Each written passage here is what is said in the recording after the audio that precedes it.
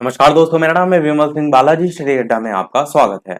GK GS और हिंदी के प्रश्न हम आपको प्रैक्टिस करा रहे हैं। लगभग सभी एग्जाम के लिए इंपॉर्टेंट है, पर बेसिकली सुपर डेट और लेखपाल के लिए हम प्रश्नों की प्रैक्टिस करा रहे हैं। इससे पहले जीके जीएस वाले प्रश्न देखे थे, साइड में बटन पिछला वाला वीडियो आपको मिल जाएगा। आज हम देखेंगे उसके बाद के सेट के हिंदी के 25 जो है वो प्रश्न। तो चलिए शुरू करते हैं। प्रश्न नंबर जो है वो 1 से। सबसे पहला प्रश्न आपका है कि चंद्रमा का पर्यायवाची आपको बताना है हिमांशु, चंदनिया, रजत, दामोदर। तो बताइए इनमें से कौन सा जो है आपका सही होगा।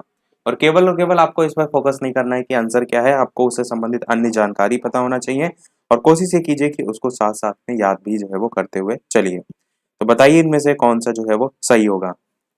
तो आंसर की बात करते हैं। इन चारों में से आपका हिमांशु जो है वो सही होगा, जो कि चंद्रमा का पर्यायवाची जो है आपका होता है।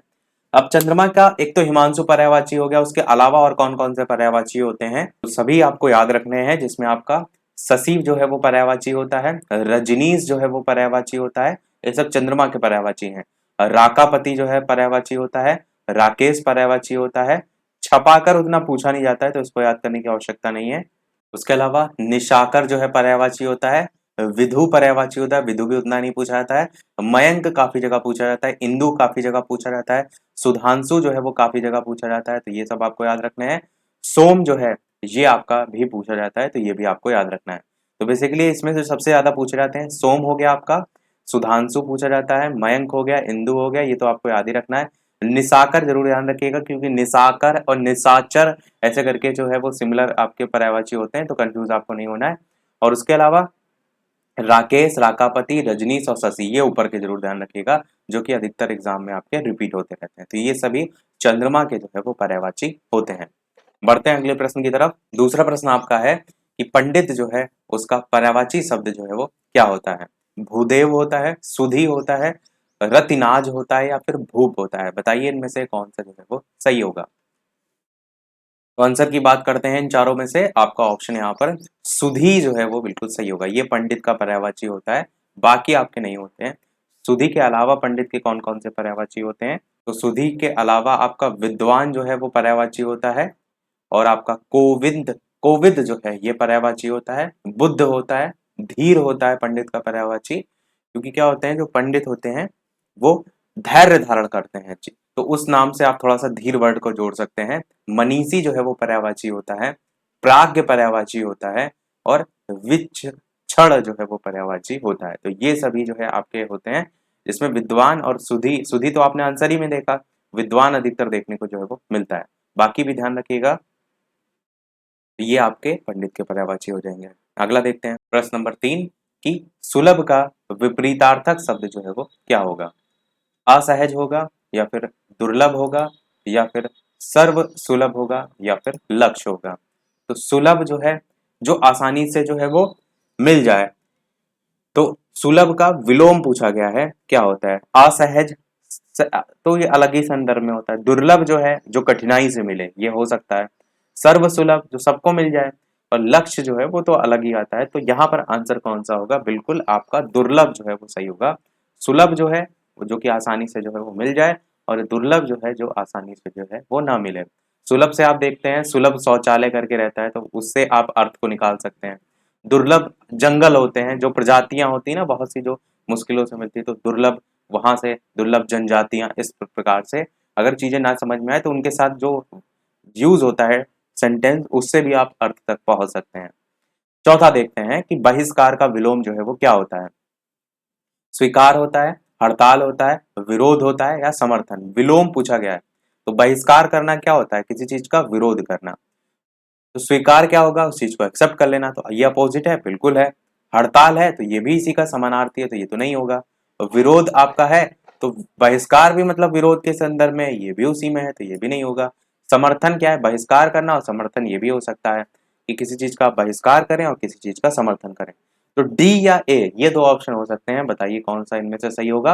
आंसर की बात करते हैं, तो आंसर यहाँ पर ए वाला स्वीकार जो है वो सही होगा। किसी चीज का बहिष्कार करना, उसका विलोम होता है स्वीकार। देखिए इस चीज को भी समझिए, कई बार ऐसा नहीं है कि अर्थ सही निकल रहा है तो वही विलोम होगा। एग्जैक्ट जो विलोम होते हैं समानार्थी भी उनके होते हैं। तो बहिष्कार का विलोम स्वीकार होता है। समर्थन भी आपका कहीं ना कहीं उसके विलोम में आ सकता है, पर एग्जैक्ट विलोम नहीं होता है। ए वाला ही आपका सही होगा। अगला देखते हैं पांचवा, कि नौकर आज छुट्टी पर है, इस वाक्य का जो है आपको बताना है स्त्रीलिंग रूप जो है वो क्या होगा। नौकरानी आज छुट्टी पर है, नौकरन आज छुट्टी पर है, नौकराइन जो है वो आज छुट्टी पर है, या फिर आपका नौकरनी आज छुट्टी पर है। तो सबसे पहले आप क्या करेंगे, जो शब्द गलत हैं उनको काट देंगे। नौकरन कुछ होता ही नहीं है, बिल्कुल काट दीजिए। नौकराइन जो है हम बोलते हैं देसी भाषा में, पर नौकराइन वर्ड आपका नौकर का जो है स्त्रीलिंग रूप नहीं होता है, ये भी नहीं होगा। और नौकरनी भी नहीं होगा। नौकरानी जो है नौकर का होता है स्त्रीलिंग रूप। बाकी आज छुट्टी पर है, आप यही ऑप्शन बचाइए, तो ए वाला ही जो है वो सही होगा। अगला देखते हैं प्रश्न नंबर 6 कि जो यश से युक्त हो उसके लिए एक शब्द जो है वो क्या होगा। यशी होगा, यशोदा होगा, यशुमती होगा, या यशस्वी होगा। बताइए कि जो यश से युक्त हो उसके लिए एक शब्द जो है वो क्या होगा। आंसर की बात कर लेते हैं इन चारों में से, तो आपका ऑप्शन जो यश से युक्त हो उसके लिए होता है यशस्वी। आपने देखा कि बहुत से महान सम्राट होते हैं, उनके लिए वर्ड यूज किया जाता है। यशस्वी महाराजा होते थे तो वो यश से युक्त होते थे। यश का अर्थ क्या होता है? यश का अर्थ देखिए, एक तो ख्याति के संदर्भ में होता है, आप बहुत प्रसिद्ध राजा हो तो प्रसिद्धि के संदर्भ में यूज होता है। तो यश मिलना, यश प्राप्त करना, ये सब हम इसके अर्थ में जो है वो निकालते हैं। अगला देखते हैं 7वां प्रश्न कि बेरोजगार शब्द में प्रयुक्त उपसर्ग जो है वो बताइए। तो उपसर्ग पूछा गया है, यानी स्टार्टिंग का आपको लेना है, तो रा तो बिल्कुल नहीं होगा। बैरो हो सकता है, बेर हो सकता है, बे हो सकता है। इन तीनों में बताइए कौन सा जो है वो सही होगा। बेरोजगार शब्द में उपसर्ग जो है वो कौन सा होगा। आंसर की बात करते हैं तो आपका, अगर बेरोजगार में बेरों को अलग करेंगे तो बचेगा जगार, तो ये तो कोई अर्थ ही नहीं निकल रहा है। बेर अगर अलग अलग करेंगे तो ओजगार निकलेगा, ओजगार भी कुछ नहीं होता है। पर अगर बे आप अलग करेंगे तो बचा क्या, रोजगार। तो बस डी वाला आपका ऑप्शन सही होगा। एक्चुअल में जो रोजगार वर्ड है ये क्या है, रोजगार है, आपको आपको नौकरी मिले। उसके आगे जो है वो बे वर्ड लग गया, तो वो क्या है कि आपको वो चीज नहीं मिली है। तो समझ रहे हैं, वो आपका अर्थ अलग कर रहा है, तो उपसर्ग आपका यहाँ पर बे जो है वो सही होगा। 8वां प्रश्न है, प्रेम सागर किस प्रकार के समान का उदाहरण है। किस प्रकार के समान का, कर्मधारय, दिगु, यहाँ पर समान नहीं होना चाहिए, समास होना चाहिए। वही मैंने सर यहाँ कुछ गड़बड़ लग रहा है। समास का उदाहरण है कर्मधारय, दिगु, तत्पुरुष या बहुब्रीहि। बताइए इनमें से कौन सा जो है वो सही होगा। अगर यहाँ पर आप समास विग्रह करेंगे तो क्या होगा, प्रेम सागर का प्रेम का सागर। ऐसे समझिए चीजों को, क्या होगा, प्रेम का सागर। और का किस में आता है, तो ये जो है तत्पुरुष समास में आता है। कर्ता ने कर्म को करण से संप्रदान के लिए अधिक संबंध का की के आता है, तो संबंध में जो है का आपका आता है, तो ये आपका तत्पुरुष जो है वो समास का उदाहरण है। और इसके अंतर्गत अगर आपसे पूछा जाए तो संबंध कारक जो है उसमें जो है ये आपका आता है। तो ये आपका सी वाला ऑप्शन जो है वो सही हो जाएगा। अगला देखते हैं 9वां प्रश्न, संतोष का सही संधि विच्छेद क्या होगा। सह प्लस तोष, सन प्लस तोष, समन प्लस तोष, या सम प्लस तोष। बताइए कौन सा जो है वो सही होगा। संतोष का संधि विच्छेद, आंसर की बात करते हैं तो आपका इन चारों में से डी वाला ऑप्शन जो है वो सही होगा, सम प्लस तोष। संधि कौन सी है यहाँ पर, तो व्यंजन संधि है, व्यंजन जो है वो संधि है। अगला देखते हैं प्रश्न नंबर 10 कि जो आकाश में विचरण करता हो उसके लिए एक शब्द जो है वो क्या होता है। खच्चर होता है, खेचर होता है, या फिर रजनीचर होता है, या फिर निशाचर होता है। बताइए कौन सा सही होगा। और वीडियो सभी लोग लाइक अवश्य करते रहिएगा, इसी प्रकार अच्छे अच्छे प्रश्न हम प्रैक्टिस करते रहें। जो हम प्रश्न देख रहे हैं इनकी लाइव टाइमिंग दोपहर के 3 बजे की है, तो लाइव आकर भी प्रश्नों को प्रैक्टिस आप कर सकते हैं। अलग से भी प्लेलिस्ट बनी हुई है लेखपाल और सुपर टेट के लिए, उसमें भी आप जा करके इन सेटों की प्रैक्टिस कर सकते हैं। तो लाइक सभी लोग अवश्य करते रहिएगा। बताइए कौन सा इसमें से जो है वो सही होगा। आंसर की चलिए बात करते हैं। जो आकाश में विचरण करता हो, तो देखिए यहाँ पर ऑप्शन काटेंगे अगर आप, तो खच्चर तो बिल्कुल नहीं होगा। खच्चर तो वो सामान लाते हैं उस पर वो होता है। रजनी चर देखेंगे तो रजनी मतलब रात्रि होता है, चर मतलब चलने के संदर्भ में। तो यहाँ तो आकाश में विचरण कर रहे हैं ना, रात में चलने वाला नहीं पूछ रहा था, ये भी नहीं होगा। खेचर और निशाचर में अगर आप देखेंगे तो निशाचर भी आपका रात्रि के संदर्भ में होता है। खेचर आपका आंसर होगा, खेचर आपका सही होगा। परंतु अगर आपको ऑप्शन में नभचर दिया होगा तो नभचर भी जो है वो आपका सही होगा। नभचर भी होता है, खेचर भी होता है, खग भी होता है आपका। तो ये सब होते हैं जो आकाश में विचरण करता हो उसके लिए जो है वो एक शब्द। अगला आपका है द्रुत गमन करने वाले के लिए एक शब्द क्या होता है? द्रुतगामी, वायुयान, अग्रसोची या दूरदर्शी। देखिए अग्रसोची क्या होता है? जो आगे का सोच ले। दूरदर्शी जो बहुत दूर का सोचने वाला, देखने वाला होता है। वायुयान तो उड़ने के लिए होता है, तो ये नहीं होगा। बचा एक आपका ऑप्शन द्रुतगामी, तो द्रुत गमन करने वाला। द्रुत मतलब क्या होता है? शीघ्रता। तो या तो तीव्र कह लीजिए या शीघ्र कह लीजिए, तो उससे गमन करने वाला द्रुत से वर्ड द्रुतगामी आपका बन जाएगा। अगला देखते हैं प्रश्न नंबर 12, ज्ञानपीठ पुरस्कार किससे संबंधित है? संस्कृत भाषा से, हिंदी भाषा से, तमिल भाषाओं से या फिर सभी भारतीय भाषाओं से? तो ज्ञानपीठ पुरस्कार किस भाषा में दिया जाता है? तो आंसर से पहले हम क्या करते हैं, थोड़ा सा ज्ञानपीठ पुरस्कार के बारे में जानते हैं, फिर आंसर की बात करेंगे। तो देखिए ज्ञानपीठ पुरस्कार की बात करें तो भारतीय जो ज्ञानपीठ न्यास है, इसके द्वारा भारतीय साहित्य के लिए दिया जाने वाला ये सर्वोच्च पुरस्कार जो है वो आता है। तो सबसे पहले आपको क्या यहाँ पर ध्यान रखना है? भारतीय ज्ञानपीठ न्यास के द्वारा। फिर भाषा की बात करें तो भारत का कोई भी नागरिक जो कि 8वीं अनुसूची में बताई गई टोटल 22 भाषाओं की बात की गई है, तो इनमें से किसी भी भाषा में लिखता हो तो वो इस पुरस्कार के योग्य है। यानी कोई भाषा की बाउंडेशन नहीं है, सभी जितनी 8वीं अनुसूची में 22 भाषाएं उनमें से कोई भी आप जीत सकते हैं ये पुरस्कार, और इस पुरस्कार के आप योग्य होंगे। पुरस्कार में होता क्या है? तो 11 लाख रुपए की धनराशि, प्रशस्ति पत्र और वाग देवी की कांस्य प्रतिमा जो है वो दी जाती है। तो ये चीज आपको धनराशि, प्रशस्ति पत्र और वाग देवी की कांस्य प्रतिमा, इतना भी आपको पता होना चाहिए। अब थोड़ा सा पुरस्कारों की जो लिस्ट है उस पर नजर डालते हैं। तो जो 62 नंबर पे देख रहे हैं आप, एसएससी कुरूप, ये सबसे पहला जो है ज्ञानपीठ पुरस्कार था। किस भाषा के लिए? तो मलयालम भाषा के लिए। कब मिला था? तो 1965 में मिला था। किसको मिला था? जी एस कुरूप। नाम इनका आपको रटा होना चाहिए। अगर आपसे पूछा जाए पहला ज्ञानपीठ पुरस्कार, कोई भाषा की बाउंडेशन ना दी हो, तो सबसे पहला ज्ञानपीठ पुरस्कार जो है 1965 में मलयालम के कवि थे जिनका नाम था जी एस कुरूप, या इनका नाम है जी शंकर कुरूप। इनको जो है वो दिया गया था मलयालम के। दूसरी चीज, अगर आपसे पूछा जाए हिंदी भाषा के लिए, तो आप देख रहे हैं हिंदी भाषा के लिए सुमित्रा नंदन पंत को जो है 1968 में पुरस्कार जो है वो दिया गया था। सबसे पहला पूछा जाए तो शंकर कुरूप आपको याद रखना है, समय भी आपको ध्यान रखना है। पर अगर बात की जाए कि हिंदी भाषा के लिए सबसे पहला ज्ञानपीठ पुरस्कार किसको दिया गया, तो सुमित्रा नंदन पंत को दिया गया। कब दिया गया? 1968 में दिया गया। किस भाषा के लिए? तो हिंदी भाषा के लिए। क्लियर हुआ आपको? अब करंट अफेयर के लिहाज से भी बात कर लेते हैं। तो 2021 की बात करें तो कोंकणी भाषा के लिए दामोदर मौजो जो है, इनको ज्ञानपीठ पुरस्कार जो है वो मिला है। और इनको जो ये पुरस्कार मिला है वो 57वां ज्ञानपीठ पुरस्कार मिला है। इस चीज को भी ध्यान रखिएगा। तो दामोदर मौजो किस भाषा के लिए? कोंकणी भाषा के लिए। कब मिला? 2021। तो अभी तक सबसे लेटेस्ट इन्हीं को मिला है। इससे पहले नीलमणि फूकन को मिला था 2020 में असमिया भाषा के लिए। और थोड़ा सा आप लास्ट के 5 चाहे तो याद रख सकते हैं, वैसे पूछा जाता है तो अधिकतर लेटेस्ट ही पूछा जाता है। उससे पहले अखितम को 2019 में मलयालम के लिए मिला था, अमिताभ घोष को 2018 में अंग्रेजी के लिए, और कृष्णा सोबती 2017 जो है उसमें हिंदी भाषा के लिए। ये आपके लेटेस्ट के जितने हैं वो आप भी चाहे तो याद रख सकते हैं, पर लेटेस्ट सबसे जो दामोदर मौज है इसको जरूर रट के रखिएगा। बढ़ते हैं अगले प्रश्न की तरफ। पर आंसर की भी यहाँ पर बात कर लेते हैं। तो आंसर क्या होगा? मैंने बताया सभी भारतीय भाषाएं इसमें जो है वो आ जाती हैं, जो 22 भाषाएं हैं। तो ज्ञानपीठ पुरस्कार किससे संबंधित है? सभी भारतीय भाषाओं से संबंधित है।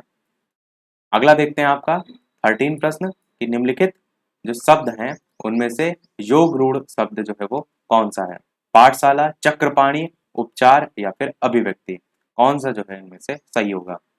योग रूढ़ शब्द क्या होता है? इसको ऐसे समझिए कि जो आपके बहुब्रीहि समास होते हैं लगभग उसी तरीके से होते हैं। कहते हैं हम इनको कि जो शब्द अन्य शब्दों के योग से बनते हो परंतु एक विशेष अर्थ के लिए प्रसिद्ध होते हैं, उनको कहते हैं योग रूढ़ शब्द।